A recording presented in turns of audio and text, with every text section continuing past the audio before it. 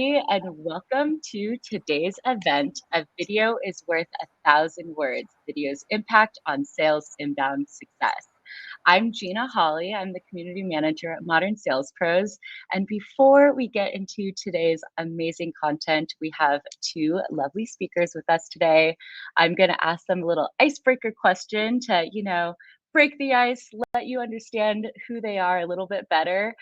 So Cole, Michael, where can we find you? What can we find you doing when you're not perfecting your inbound strategy? And let's start with Michael. Okay, I think so. My answer, when I'm not working, it's changed since I've moved out to Vancouver. I would say I've picked up a lot more beach volleyball since being out here. The weather's a little bit warmer, so throughout the year, I've been able to get out of beaches about 15-minute walk away. So whenever I can, I like to go out there and play a little bit of beach volleyball. Heck yeah, that sounds fun. What about you, Cole? Yeah, so I'm located in London, Ontario, Canada. So I'm about 2 hours outside Toronto, also fairly close to Detroit. And to be honest, like a lot of my time's taken up. My wife and I, we have a 10-month-old baby girl. So that's a huge focus for us right now, being new parents. When I can sneak out, you can find me on the golf course when it's not freezing cold here and the course is full of snow. I love that. All right, cool. And I mean, golf is such a fun sport because you can do it all over the world and take it anywhere. It's the best. All right, awesome. Well, let's get started. Hi, everyone. Again, my name is Gina Hawley. I'm the community manager at Modern Sales Pros. And my job today here is very easy. I'm just here to make sure that all of you get the most out of this session today. We have some amazing speakers with us, Cole McLay and Michael Beal from Vidyard, to offer their expertise and answer all of your video prospecting questions. Lucky for you, these incredible sales leaders will be taking the mic from me shortly, right after I go over Modern Sales Pros and who we are. All right, so like I mentioned before, and as you were likely picking up on, Modern Sales Pros is the world's largest revenue leadership community with 22,000 members and counting. They're all leaders in sales management, sales and revenue operations, sales development, and the related supporting disciplines. Our mission at Modern Sales Pros is to create an environment for our members to answer the questions that they'd otherwise struggle to solve on their own. We do that through amazing live sessions, just like the one you're about to experience, through our robust online forum, and in the near future, in-person events. So for those of you who weren't previously admitted, you should now have access to the community. And if you don't, feel free to send me a message, gina@modernsaleshq.com. Okay, and if you love today's content, you will love our 3-day Revenue Excellence Summit. That is supposed to be a GIF that is playing, but it's not playing right now. So sorry about that. You could go into our website to see the GIF. So on April 12th through the 14th, we've pulled together 11 events of amazing content and speakers. You'll hear from revenue leaders from Drift, Lean Data, Pendo, Figma, Atrium, Dialpad, and more. So I'm going to put the link to sign up in the chat. Definitely sign up. You won't want to miss this event. And if you're in the Bay Area or New York, we are hosting in-person happy hours for people who sign up for the summit. So you definitely don't want to miss those. All right, but enough about Modern Sales Pros. Today's session wouldn't be possible without the sponsorship from Vidyard. And now I'm going to hand it off to Michael Beal, Enterprise Account Executive at Vidyard, to say a few words about his company and the amazing work that they're doing. Michael, take it away. Thanks, Gina, and great to virtually meet everybody. So a little bit about Vidyard. I've been here for just over 3 years, and I think Cole could probably agree with me that we've changed pretty drastically over the last few years, especially with the pandemic. So for those of you who don't know Vidyard, I'm assuming you all do, given joining this amazing webinar here, we started as a video hosting platform So basically, we would be YouTube for business. We would host the video content that you have on your website, but we decided we should drink our own Kool-Aid, and we created this awesome video creation tool that allows anybody to easily make and send a video. Of course, as we're going to be chatting about today, a lot of sales reps will use video in their day-to-day engagement with potential or existing clients. And we've seen a massive change in the way people communicate with their clients over the pandemic. When you can't always be there in person, being able to use video to still create that personalized relationship. So extremely excited to chat with about that with all of you today. Awesome. And now I will have both of our panelists introduce themselves. So Michael, if you want to do just a quick intro of who you are and what you do, and then Cole will pass it off to you. Yeah, so for my role, enterprise account executive, I'm more from the business strategy side of things. So I will work with clients to understand what they're doing today, what their initiatives are, and some of the challenges they're experiencing, and what they're hoping to do in the future, and how Vidyard can be a fit for that. As mentioned, been with Vidyard for over 3 years. I checked before going into this webinar. I've created 9,403 videos since my time here at Vidyard, but I must say that it took me a little while before I got good at video. It took a little bit of practice.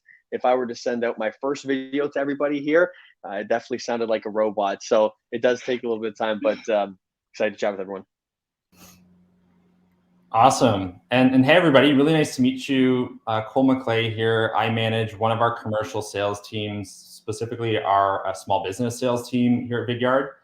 I'm coming up on 8 years with the company, so I've seen a ton of growth with the organization, worked with some unbelievable customers from around the world, all different industries. So excited to share some of the things that I've learned along the way in our session today. Fantastic. Thank you both so much. It's great to have you here. All right, so I know that we're super excited to dive right in, but before we do that, I just have a couple of housekeeping notes for our listeners. So first off, this event is being recorded, so don't worry, you won't miss anything. You'll be able to access the recording on our website right after this event. And secondly, if you have a question for our amazing speakers today, as you can see, they have some great insights for you.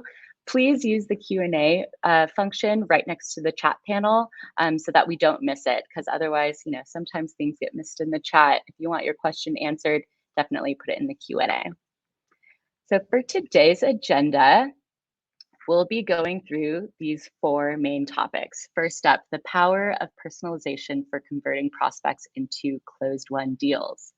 Next up, how to make your customers feel like they're being helped and not harassed. Third, communicating change in a modern format. And lastly, improving your click-through response rates to hit engagement goal markers. Okay, so our first topic today is covering the power of personalization for converting prospects into closed-won deals. Michael, we're going to kick it off to you. So how do you personalize your sales pitch? And what are the kinds of responses that you're receiving from prospects? Yeah, I think when we look at how to personalize your message, we break it down in Vidyard into 3 main buckets. The first bucket is hyper-personalized.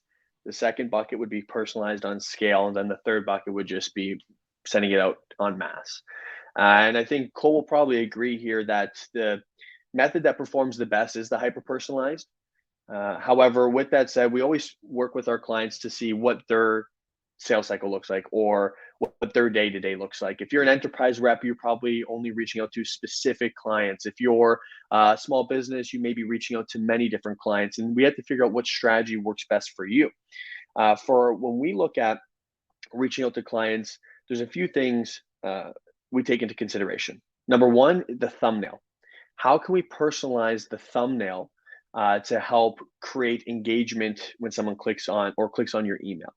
And the reason why we found video works a lot better than just text is because you're able to introduce yourself without actually meeting the person, create that relationship with them. But to do that, you need to do a little bit of your homework, which is point 1, being able to understand what this person's day-to-day may look like, what they're responsible for, what's going to resonate to them in your video. Why would they want to watch the entire video that you've sent them? So for us, I think we try to focus on what type of video, hyper-personalized, personalized on scale, or generic? And then based on that, how can we do our homework to make the message as relevant as possible?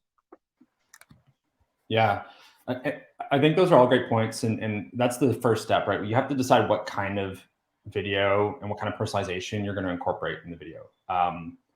A couple other things just to keep in mind beyond the thumbnail is like, what are you actually saying in that video? I think it's funny, like we see a lot of teams come through and they say, oh yeah, like we're super excited to use video. And then they get into it and they're like, well, I want to do more. I want to, scale this. I want this to be, I want to be able to send hundreds of videos. And it's like, well, that's kind of defeating the purpose of the video in general, right? This whole idea of like mass personalization. It's like you can do that on an account basis, but it's really hard to do on a one-to-one basis. And again, you're going to get the most value out of doing stuff from a one-to-one perspective. So when we say do your homework, I'll give you a really great example. So we work really closely with HubSpot. They're a fantastic partner of ours, integration that a ton of our customers use. HubSpot sales team, they have an amazing strategy. And what they do is, because their product can influence the effectiveness of their customers' websites, they use our screen recording functionality to record over top of a company's website and highlight the areas on that website where their technology can actually help. So that's part of the homework they do before they record a super personalized video. And ultimately what that does is it gives you a couple of things, right? It gives you a really compelling thumbnail image because you're sending someone a video of their website. So that's automatically catching their attention. Number two, you're adding a ton of value to the video. And going back to like hyper scaling this thing, it's like, if you can add a lot of value in your video, you're going to see results that go far beyond just trying to hit a volume metric with your video content. So thinking about your industry, what value proposition you offer to your customers is super important. And we use a term called videofying, which is how do you take that value proposition and turn it into a really powerful video? We've talked about the technology example. If you can go on someone's website, if you can look at their hiring trends, if you support that from a technology perspective, a lot of data points are out there. We even have customers who are in like the roofing business, and what they do is they actually record videos of themselves going up onto a customer's roof in the quoting process, getting a video and using that in their follow-up. So again, like the way video can impact your outreach is different based on the type of value, the type of technology, the type of service you offer. But it's really important to do your homework and figure out, okay, what are the things that we can actually influence for this customer? And then figure out how do we actually incorporate that into a video itself. I think just another piece I would touch on here is if you aren't using something like a screen share style video and you're just using a selfie style, it's making sure that you do something really clever in the first part. So if you do any research on Vidyard, what you'll see is for selfie style videos, you'll see a lot of us holding up whiteboards with someone's name written on it. That's another amazing way to just personalize the first part of that video. To Michael's point, create a really compelling thumbnail image so that you can get people to actually click play on your video. So that's pretty much it from my end on sort of personalization and how you can do some clever different things to convert prospects with video. Cool. I have a, I was going to say, Jay, if it's okay with you, Cole brought up a really good point about doing the screen share, for example, on someone's website. There are a lot of ways that you can be creative and still send a video out en masse. So for example, let's say you're using a cadence type of platform like a Sales Loft or Outreach, or even if you're using an Outlook, that's totally okay. What I've seen very successful that a lot of our clients do is they'll do something creative where they'll hold up their phone and they'll have 30 seconds being a countdown on their phone as the thumbnail.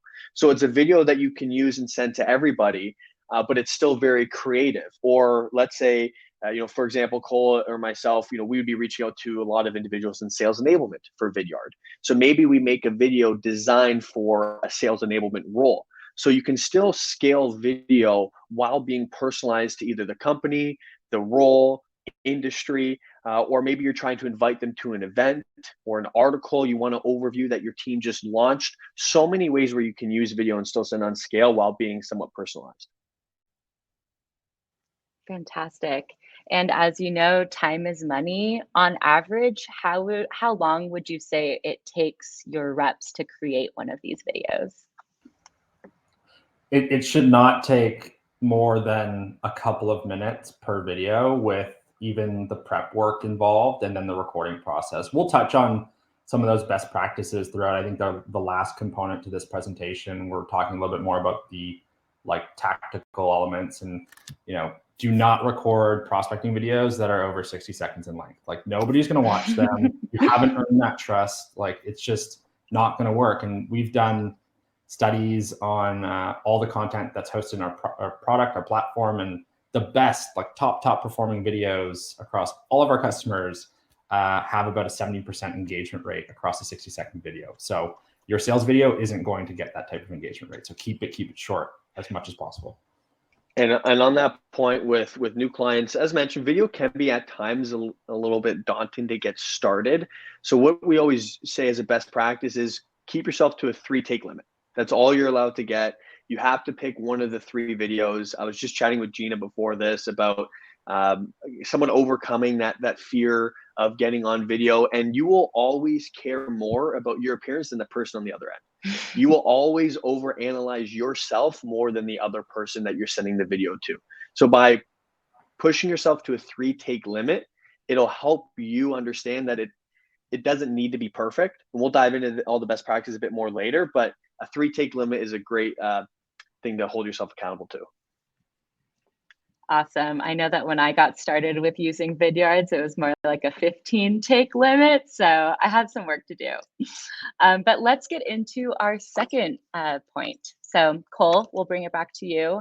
How do you make your customers feel like they're being helped and offer solutions that they need through your prospecting? Yeah, for sure. My slide, just as a heads up, Gina, hasn't transitioned over either on the screen. I don't know if that's going to happen, but I'll just give you a heads up there. There are a ton of different ways that I think we can, as sales individuals, like actually come off more human and more empathetic. I think that's really the theme to this part. It's like, how do we make sure that we are not coming off as the robotic, scripted sales individuals that are trying to get the attention of our end buyers and customers. So a couple things is, again, going back to our first topic, like make sure you do some form of personalization.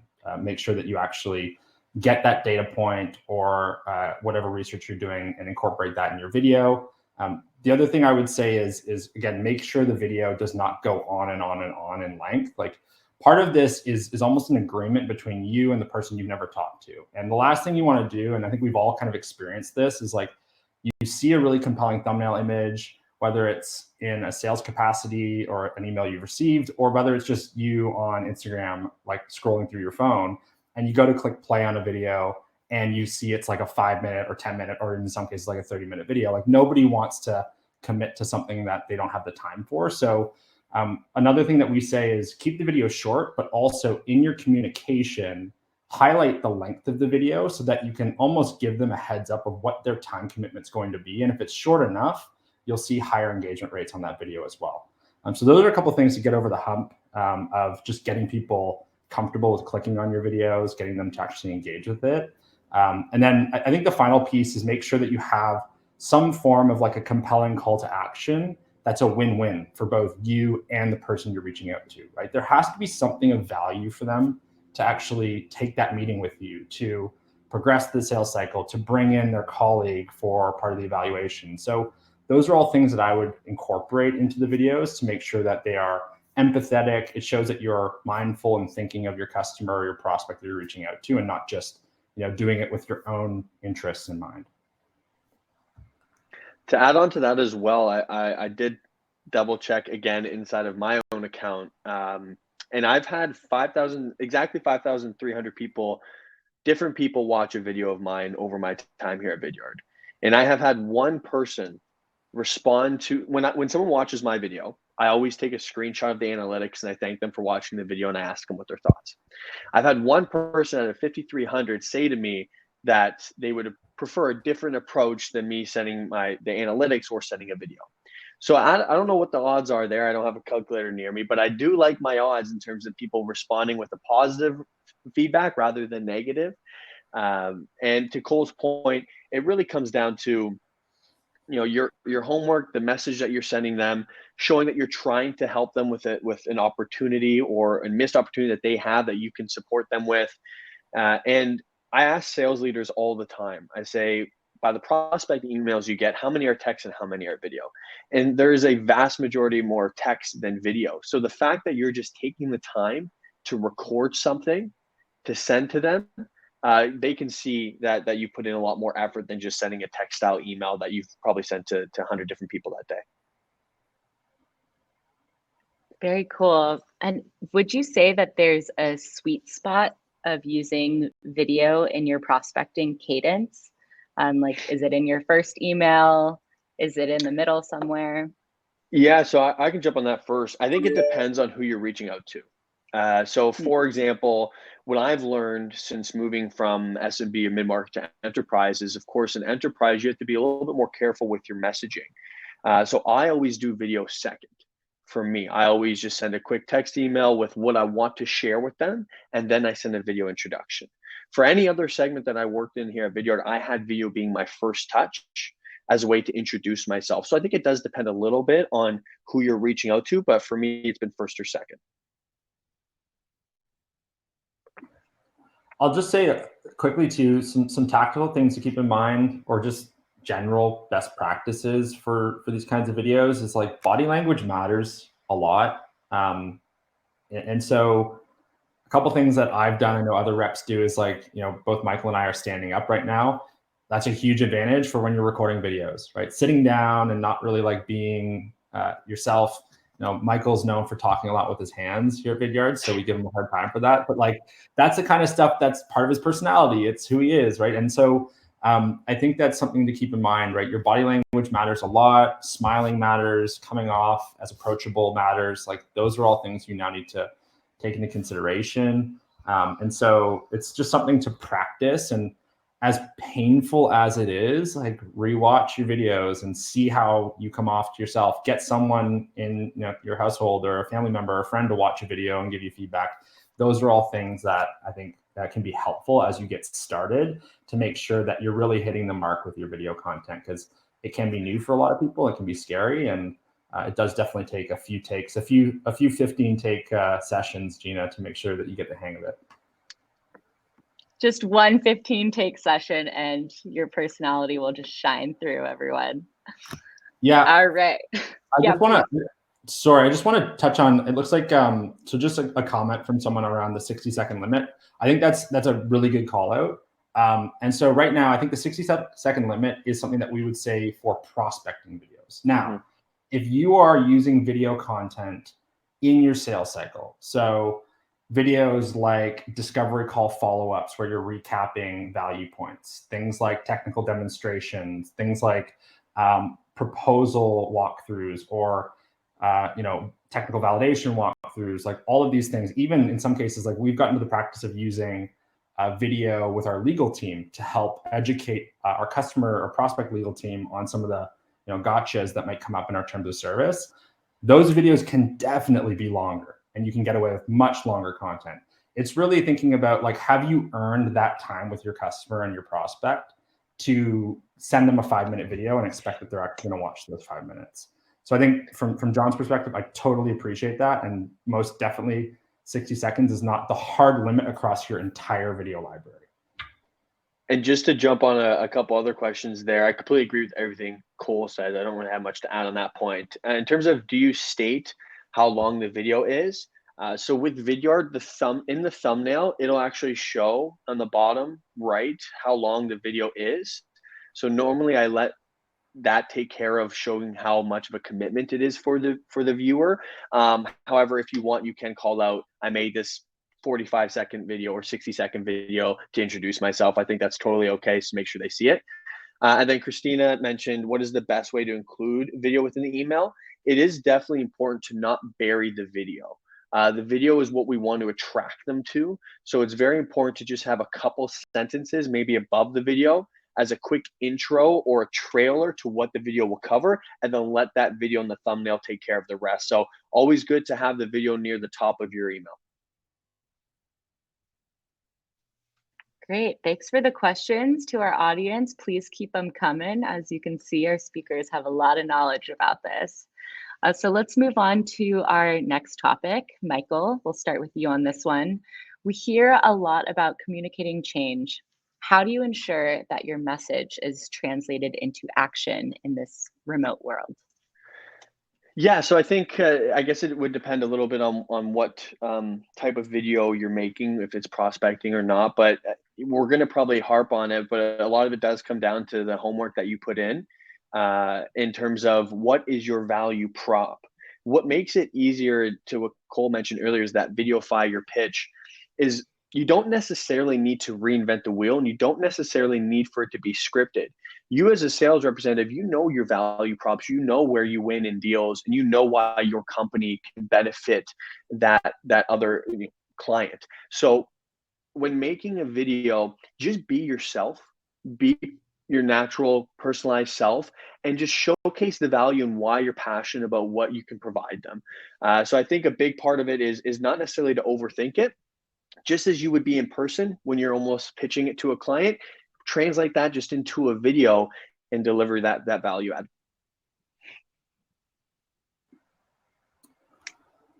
Yeah, from a communicating change perspective, I kind of can take a little bit of a different perspective on this. I mean, we're now a fully remote organization. We use video a ton for internal alignment across our sales team. So we've got some folks who represent our technical sales organization. We've got customer success teams. We have a sales team. We have a BDR team, SDR team. We've got a whole bunch of different groups that all typically come together and work together in converting customers and also winning those customers into paying customers. So I think, some of the things that we do on a regular basis, we have leadership record weekly updates for the business. This is everyone from our CEO and co-founder at Vidyard. Every Friday, we get an update video that goes through sort of where the business is at. Each of us as sales leaders also record either weekly updates at the end of the week on Fridays or on a Monday to kick off the week.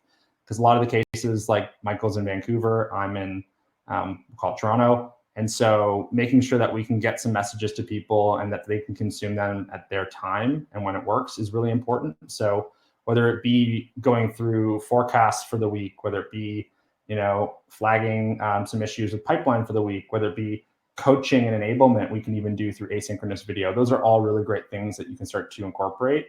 And if you do have other partnerships with different organizations, like don't hesitate to use video as a way to collaborate and communicate together. That's a big part in how we have moved into a remote world and an asynchronous first world.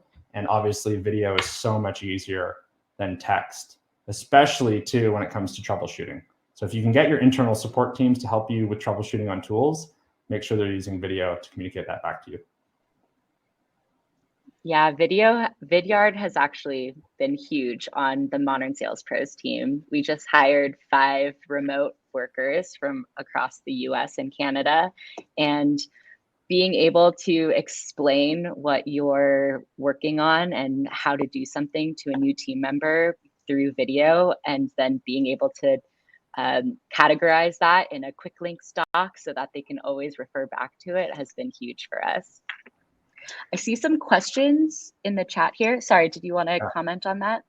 Yeah, I was just about to say that actually. I did include a link for everybody that just walks through a business report that our marketing team had done, just highlighting a little bit more about the attention span and when people tend to drop off, which is why we typically do recommend the 60-second mark. However, to Heidi's point, staying under 90 seconds, if you're showcasing value throughout your entire video, I think that's more than acceptable and okay. I still think you're going to get a good attention span from your video. So I don't see anything wrong with going closer to that 90-second mark. It's just important to continue looking at the analytics to see what the drop-off rate is. If you're noticing that people are dropping off at the 50-second mark, then maybe that's a time to try to change up the video. But if you're noticing that you're still getting 75+% of attention span, then you're still providing great value. And I think 90 seconds is totally okay. And then in terms of the appropriate subject line, we always try our best to make it personalized to the individual if there's something that stands out to your prospect. However, it's always helpful to add video inside of it as well. So for example, let's say I'm reaching out to Cole. I could do something similar to Michael plus Cole video intro, or Cole, I made you a personal video, or just video intro itself. Those always do help increase it if you're kind of sending more of an at mass type of email where you're not personalizing the subject line to that individual. Anything to add there, Cole? No, I think that Michael nailed it. I'm excited for the next one because I think that's where the next topic, because I think that's where a lot of the meat for what people are looking for is probably jammed into. Awesome. Well, let's get into it then. All right. Do you see the change? I still don't, but I'm okay. I know what the topic is, and I can talk through it. All right, I'll keep trying. Okay, so lastly, let's talk about improving your click-through response rates and hitting engagement gold markers. What do you see as the value, and what are your strategies?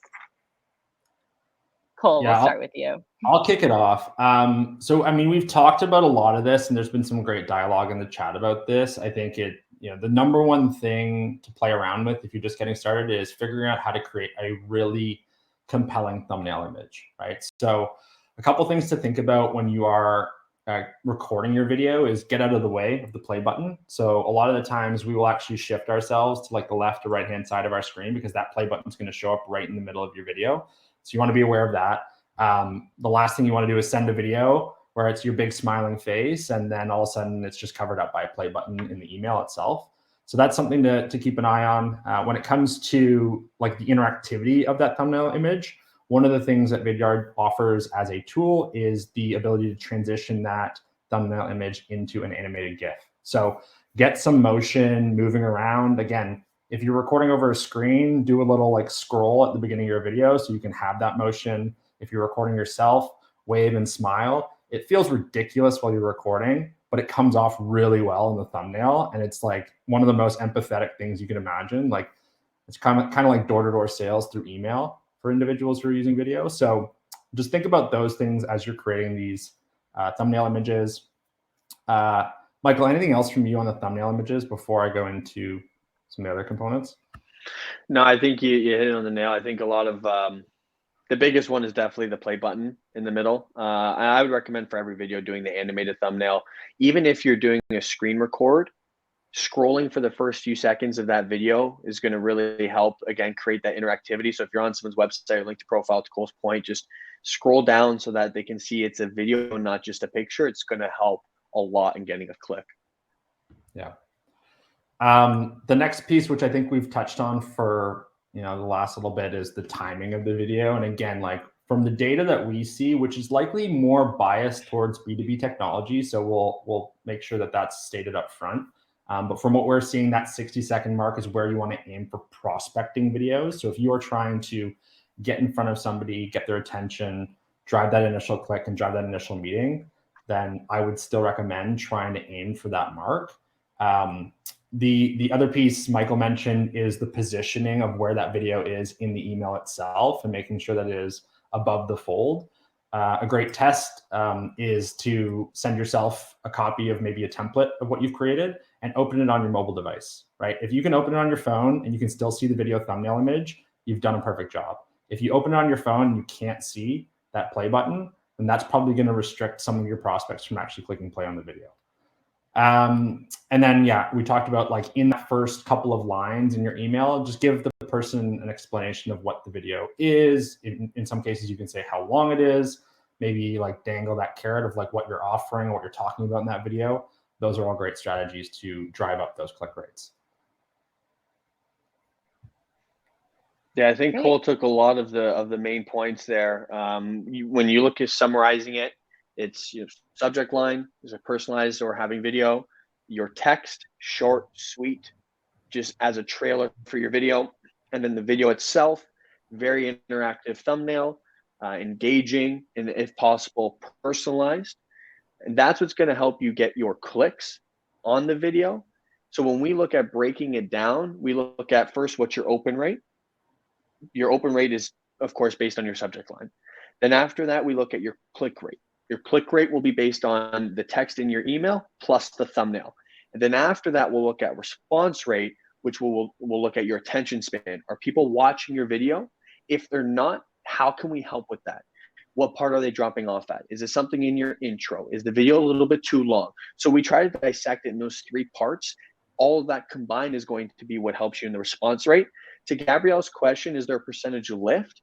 We don't measure the difference between thumbnails. However, we do measure the difference between video to text. And there's a 26% lift in using video versus using a text style email. Yeah. One last thing I'll touch on too, with regards to kind of bringing all of your different prospecting tactics together with video. And there's some ways you can do this with platforms. So if anybody is using like a SalesLoft, Outreach, any of the sales acceleration tools, it's making sure that you're prioritizing those leads and those prospects who watch your videos.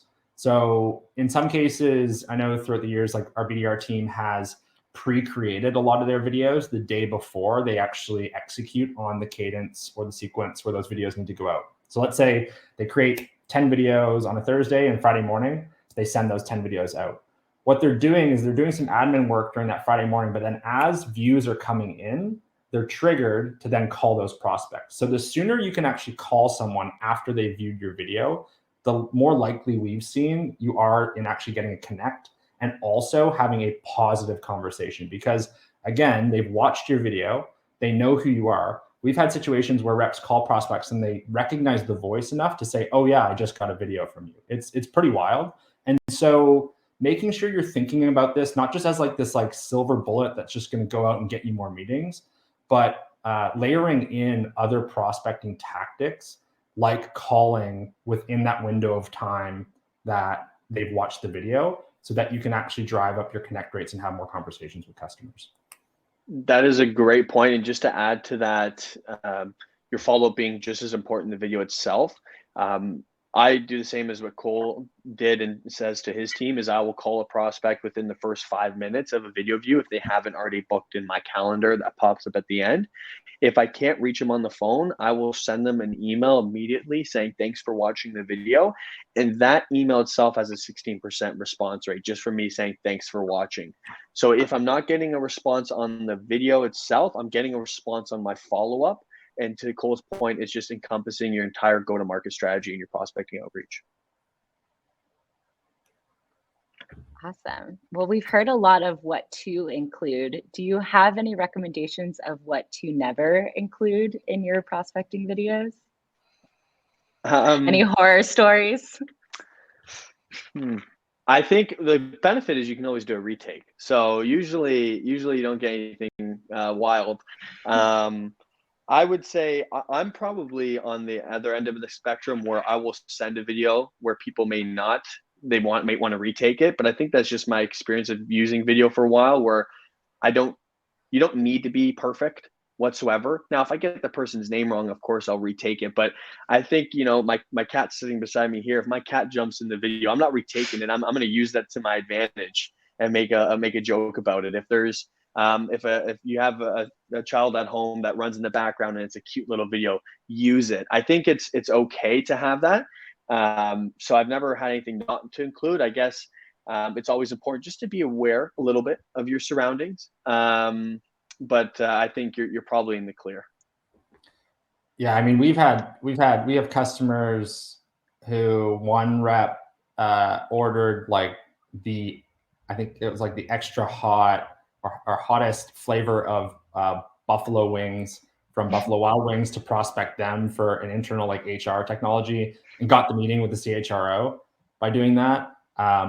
Similar, like someone did the same sort of thing where they ordered McDonald's and prospecting McDonald's on camera while they were eating it. Like just kind of weird things. I don't necessarily recommend doing that sort of stuff, but if you're a creative person, that's part of your personality, and that's the clever approach you want to take to prospecting, I'd say go for it. I think the biggest things are what we've already talked about, right? Like making sure the timing's right.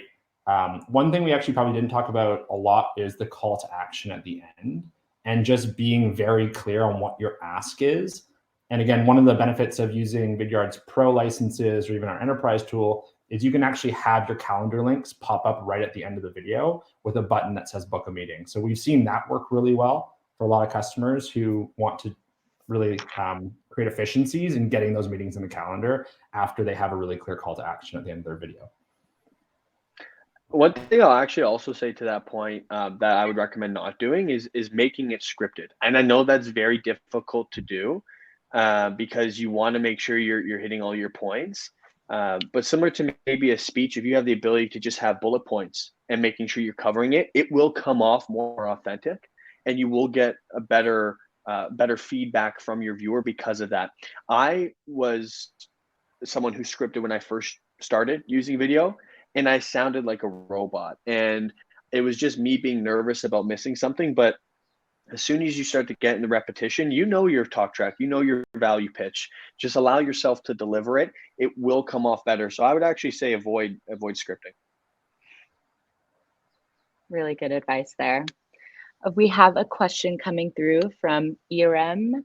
How many times should we use video in a cadence that has 6 to 7 touches? Do you have an optimal number? Great question. So I'll take it first and I'll pass over to you, Cole. So what I usually recommend is, in terms of emails, every third email, so 1 in every 3 can include a video. So I think that's a great question. So if you have 6 to 7 touches, and let's say 4 of them are emails, minimum 1, max 2. I wouldn't want to push it to more than that. If you have 6 to 7 emails, then you can easily do 2 videos. So look at it as a 1 in every 3 email being a benchmark for your video content. Yeah, and one thing I would highlight too is like there's kind of a difference, right, between the personalized video and something that might be more generic. And a cadence is a great way to think about that, similar to like attention span and time of video. It's like, okay, at the beginning of the cadence, you're probably wanting to lead with your best foot forward, so personalize early. And then when you get closer to the end, if you are going to use an email or use a video in an email, like you can use something that's pre-done, pre-created. And so, you know, whether it's a breakup email and you have something that's pre-done, pre-created that you can just add in, that'll save you a ton of time. You can create the video once and you can just use that in all of the final steps.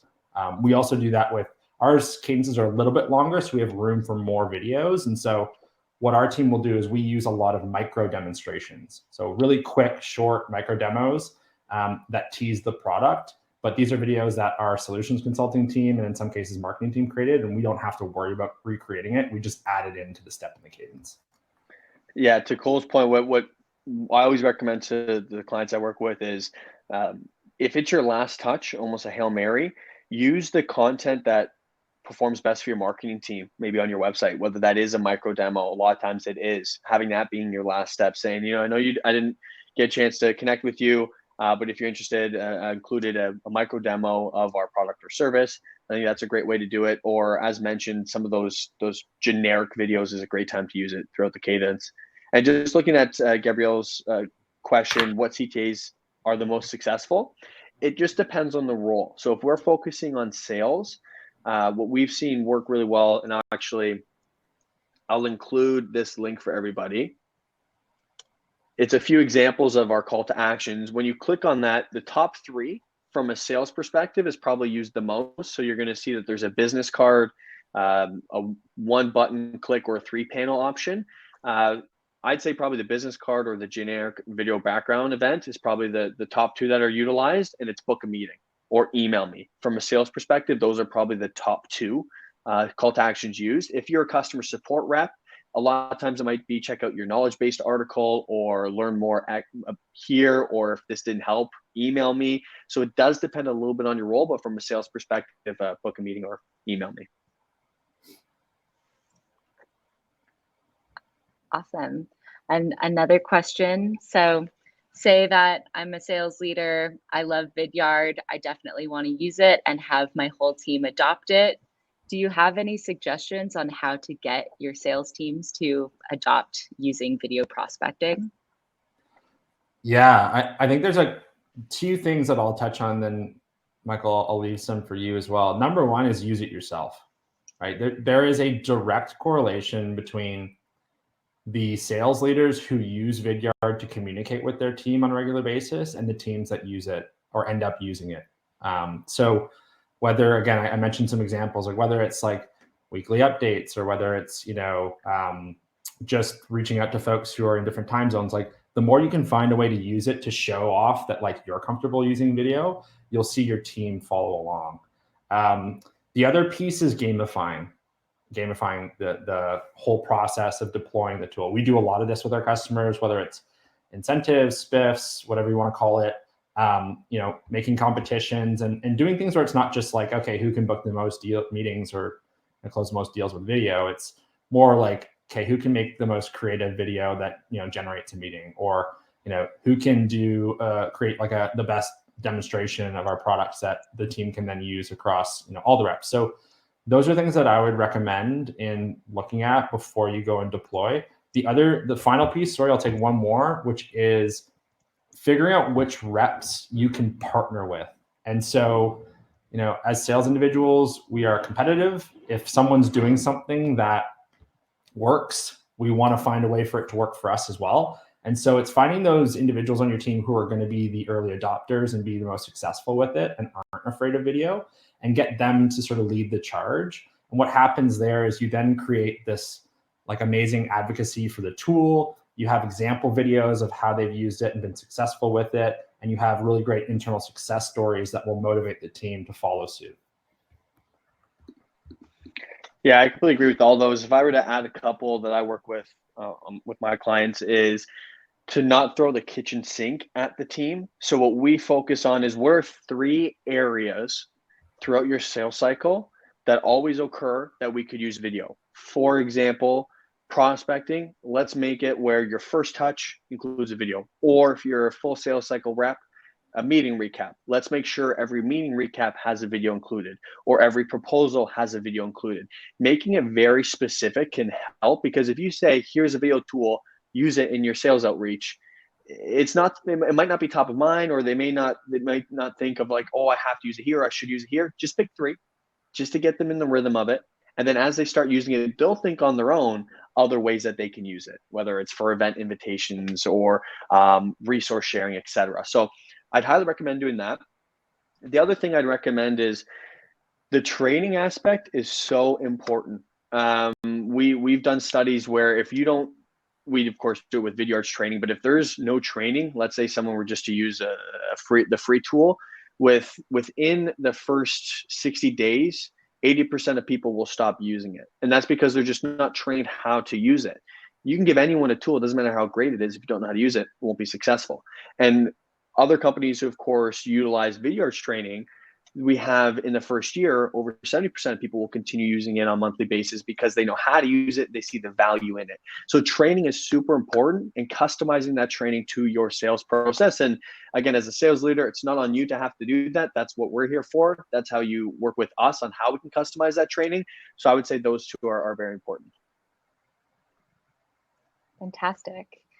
Okay, well, I don't have any more questions from our audience here. So if you both want to get into your key takeaways, my slides, they aren't loading, but you know what it says.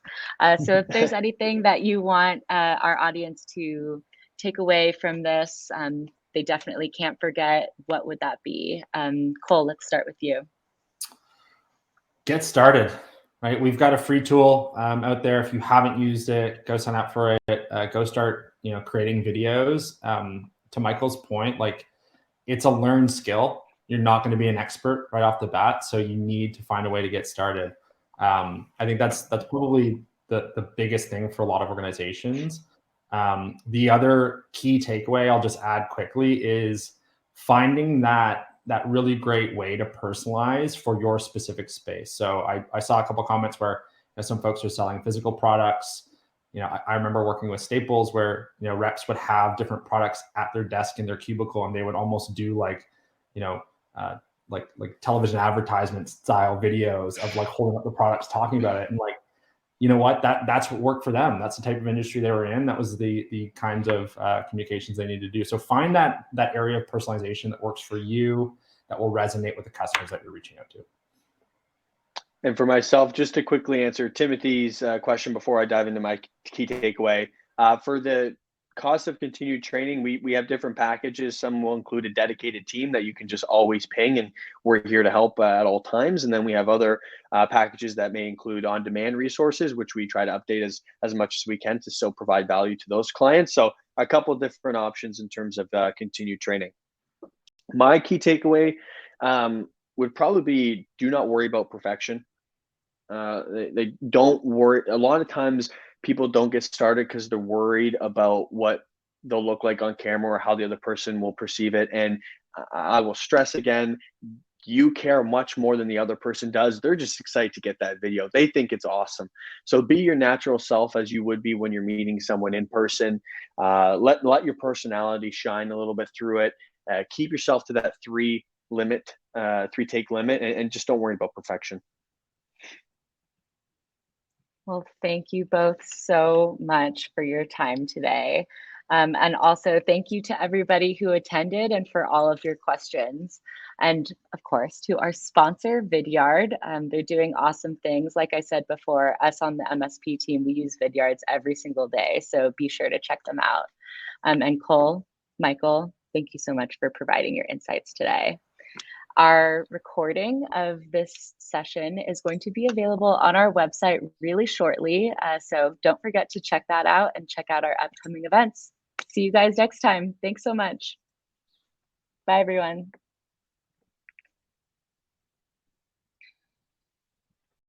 And I'll see you all back.